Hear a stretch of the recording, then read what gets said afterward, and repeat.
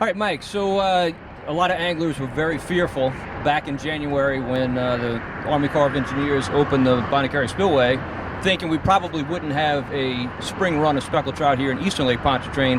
That has definitely not been the case, right?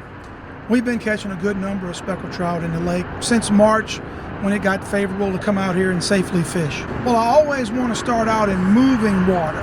Normally we say clean moving water, but it hasn't been as clean as we would like on the surface, although the bottom couple of feet of water is very clean, and that seems to be where the speckled trout are holding out. The south point of Lake Pontchartrain, where the three bridges intersect, the twin span, the Highway 11 bridge, and the train bridge, that point sticks out into the lake.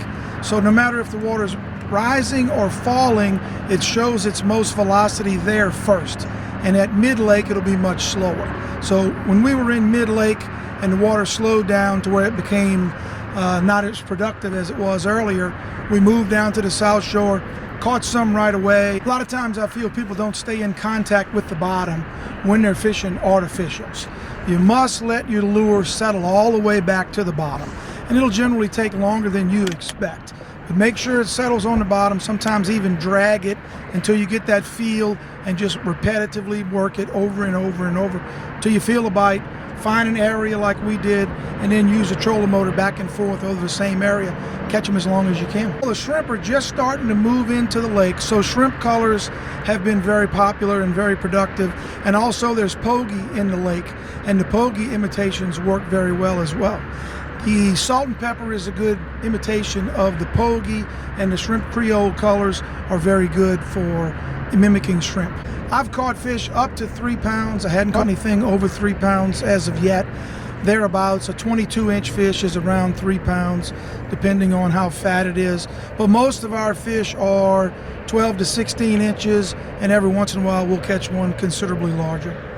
Okay, and you mentioned earlier that for some reason this year it's almost like a December, January type action that you have to give the bait. Talk about that a little bit. Yeah, we have been moving the baits kind of slow for this temperature of water and keeping it close to the bottom. And I think that's due to that saltwater wedge being down on the bottom layer and the speckled trout concentrating in that layer. So hopping it above that layer into the water that's dirtier, they may not see it. So they're staying down on the bottom. We can see this because they still have some sores on their stomachs and some discoloration of their white stomachs, where we kind of know they're resting on the bottom. Okay, and have you found the bite to be any better on a falling or rising tide, or does it matter? As long as you have moving water, it doesn't seem to matter.